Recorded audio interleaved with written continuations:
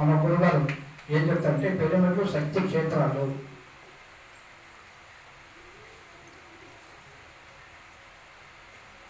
అదే పిరమిడ్ లేకముందు మేము అక్కడ ఊళ్ళో కూర్చొని ధ్యానం చేసేవాళ్ళం.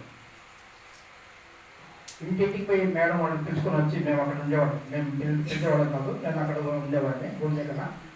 పిలుచుకొచ్చేటప్పటికి 6 గంటల నుంచి పిలిచి 7:30కి అక్కడికి వచ్చేవాడు.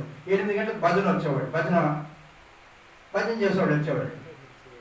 వాళ్ళు వచ్చి మా చుట్టూ కాసుకొని వాళ్ళు ధ్యానం చేయరు, వాళ్ళు వచ్చి మా చుట్టూ కూర్చొని మాట్లాడుతూ ఉంటారు.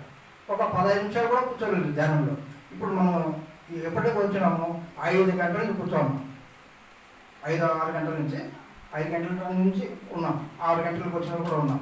మనం తెల్లారి వరకు ఉంటాం. ఇక్కడ పిరమిడ్లు ధ్యానం కోసం కేటాయించబడినాయి కాబట్టి ఇక్కడ మనకు భజన చేసే వాళ్ళని కూడా వచ్చి ధ్యానం చేస్తారు ఇక్కడ. అదే అక్కడ వీలేకపోతే వాళ్ళు మాజీ స్థలం అని వాళ్ళు చెప్తున్నారు.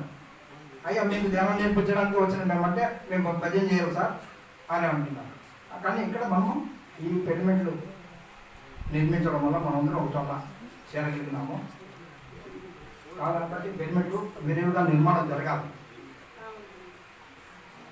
శక్తి క్షేత్రాలు పిరమిడ్ మనకు అందుబాటులోని పొలంనేరులో ఒక పెద్ద మెగా పిరమిడ్ 60-60 పిరమిడ్ ఉంది. అక్కడ మొన్న పౌర్ణమి బుద్ధ పౌర్ణమికి నైట్ అంతా కూడా ధ్యానం చేసుకొని వచ్చాము మేము. ఈరోజు కూడా ఇక్కడ చేస్తాం అనుకోండి. అట్లా చక్కగా మనం ఈ గ్రామంలో ఈ పిరమిడ్ శక్తి క్షేత్రాన్ని మనం నిర్మించుకొని మనం ధ్యానం చేస్తూ సమాజాన్ని కూడా అందరూ దీన్ని ఉపయోగించుకోవాలనే ఉద్దేశంతో నిర్మించడం జరిగింది.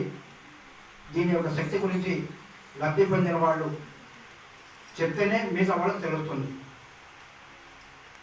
ఇప్పుడు మేము లబ్ధి పొందినాం, మా చుట్టుపక్కల వాళ్ళకి చెప్పాము. ఇప్పుడు మీరు లబ్ధి పొందిన వాళ్ళు మీ చుట్టుపక్కల వాళ్ళకి చెప్తే దాని యొక్క ఉపయోగం, ధ్యానం యొక్క ఉపయోగము, పిరమిడ్ యొక్క శక్తి యొక్క ఉపయోగం చెప్తే మిగతా వాళ్ళు వచ్చి దీన్ని ఉపయోగించుకుంటారు.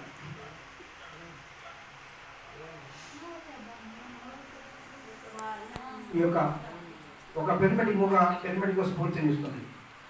ఒక వ్యక్తి మార్పు ఇంకొక వ్యక్తికి వ్యక్తిగత మార్పే సమాజం యొక్క మార్పు. ఇప్పుడు ఆ సార్ చెప్పాడు, నేను వెజిటేరియన్గా మారిపోయినాను ఇక్కడికి రావడంతో. ధ్యానం ఇంటి దగ్గర చేసుకున్నాను, కానీ ఇక్కడికి వచ్చేటప్పటికి పూర్తిగా నాలో మార్పు వచ్చిందని చెప్పాడు. ఆ అమ్మ అలా మార్పు మనం చూసాం.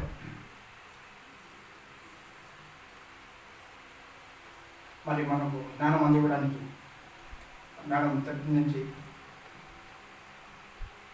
మేడం వచ్చాక చాలా చక్కగా జ్ఞానం అందిస్తారు. వాళ్ళ జ్ఞానం కూడా మనం చూసుకుందాము. అలాగే పొలం నుంచి బాలాజీ సారు, అభిమాన్యాన్ని బాలాజీ సార్కి చాలా అద్భుతంగా పాటలు బాగా పాడతాడు. భగవద్గీత శ్లోకాలు అయితే వింటూ ఉంటాను నేను చెల్లో. ఎక్కడ పోయినా నాకు తెచ్చుకోలేదు, ఎవరి దగ్గర పోయినప్పుడు సారు ఆ స్పీచ్ పెట్టి ఇవ్వండి అనేసి నేను ఆ పాటలు అట్లా మైమర్చిపోతుంటాను. ఆ భగవద్గీత శ్లోకాలు ధ్యానం కూర్చొని బట్టి పాడతారు. అట్లా చక్కగా మనం సార్ చేత జ్ఞానం అందుకుందాం.